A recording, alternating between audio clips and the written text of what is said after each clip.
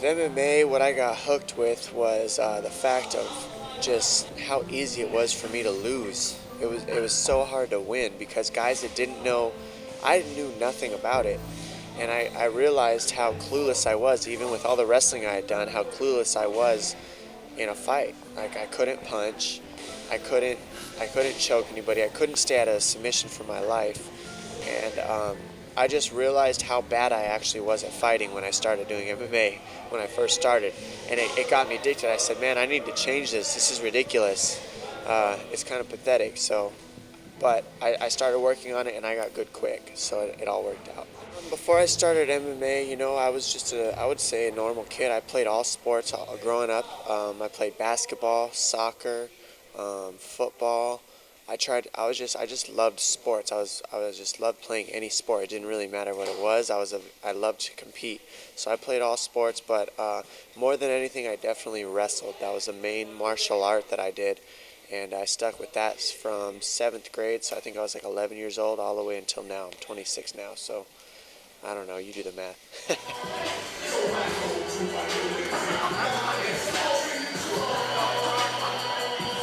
I think what got me hooked about wrestling was one, it was a one-on-one sport.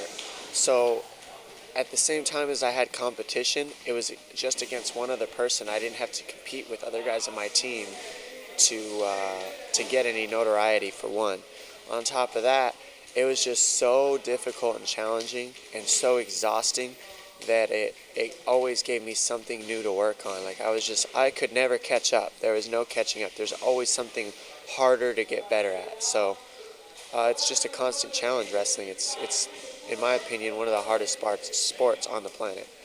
I started training MMA when I was about 19 years old, right after high school. And what happened was I was coaching a wrestling team in Tucson, Arizona, where I'm from, at a school called Ironwood Ridge, and one of my athletes that I used to coach, his name was Matt Vidal.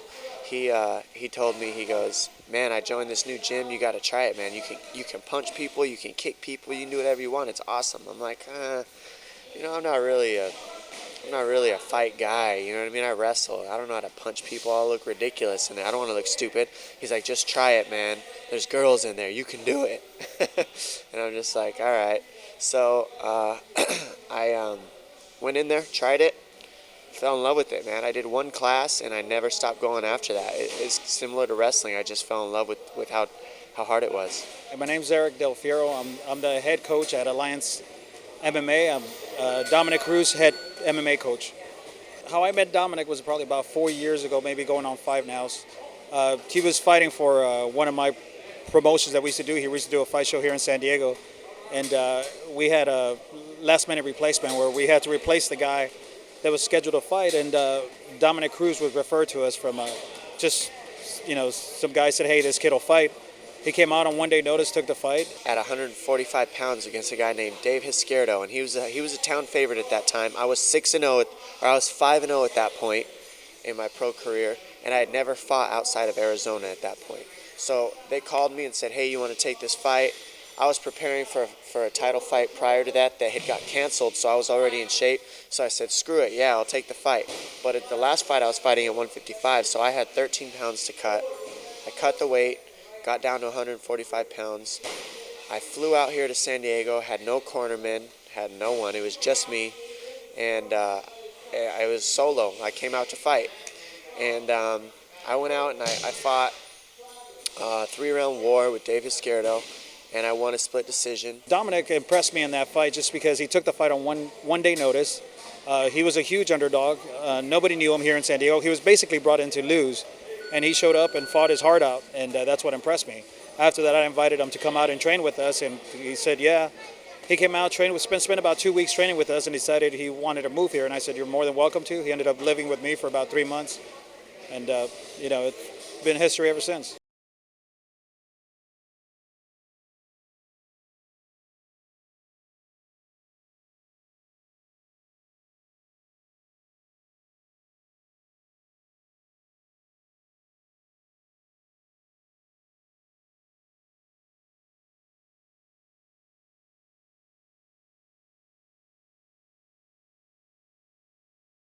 Sharp and precise. Dilated.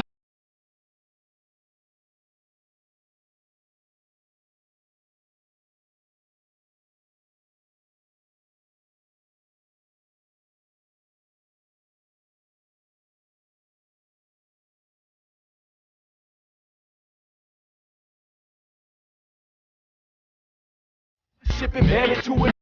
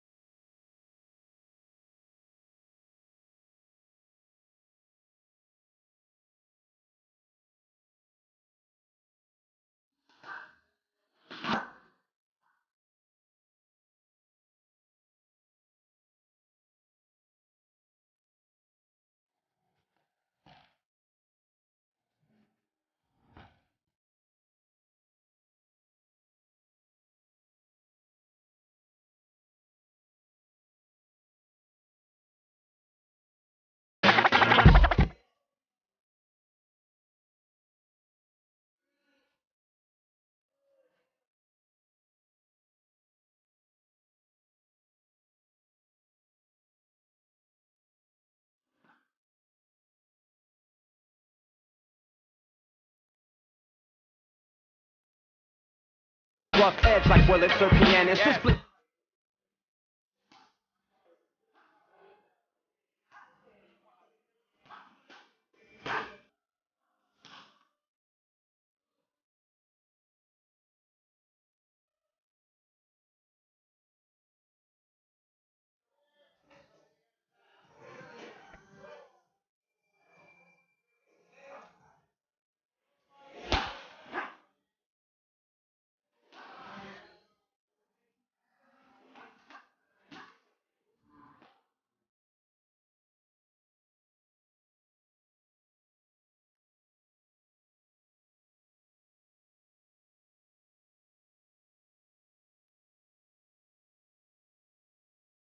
Remember in this game.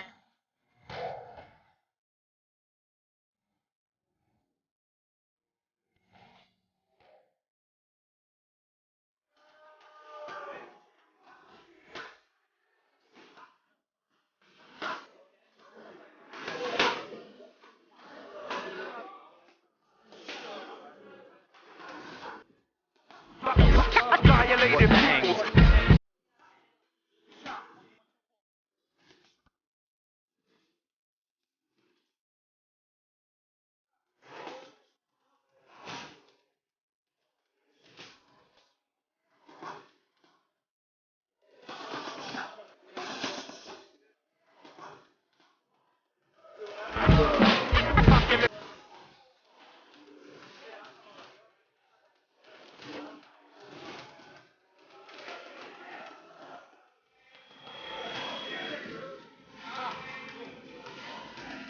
You know, I think Eric saw the way that I fought and the way that I hearted through that fight as well.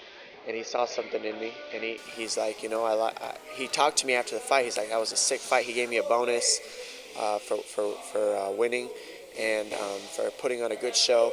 And then we kind of started our relationship there. He started calling me, and he kept calling me for fights to come back and fight in the show. So next I fought again for the 155-pound title. And I ended up winning the title.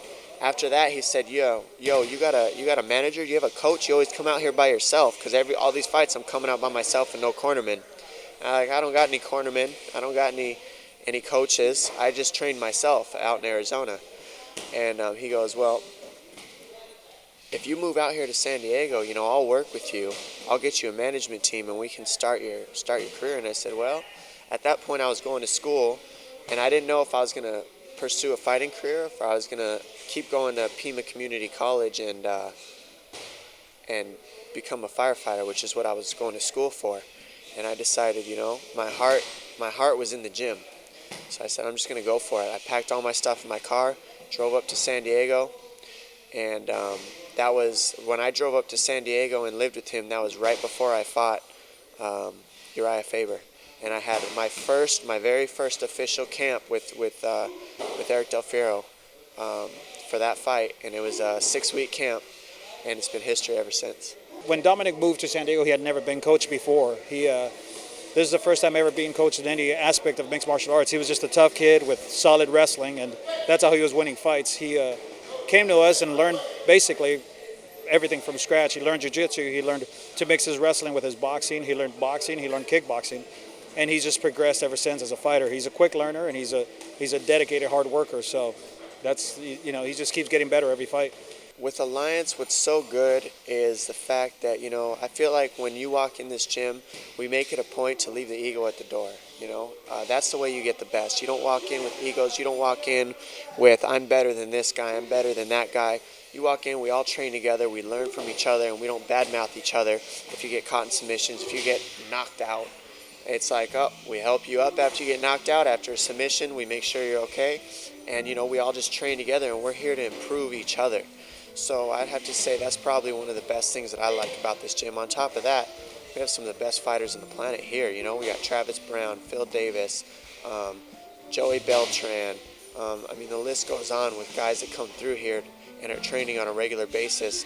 And we're all here to improve and we're on the same mission, just to be the best in the world.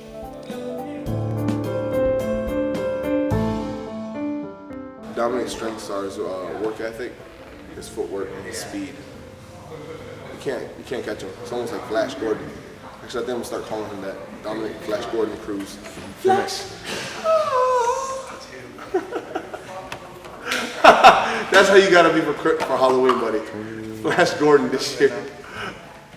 Flash. I can't even put a face on Flash Gordon. Flash Gordon, the red. I see suit, red. Yeah. The red suit with the little lightning bolt. He's got the hair too. He has the hair or the cap with the lightning bolts on the side.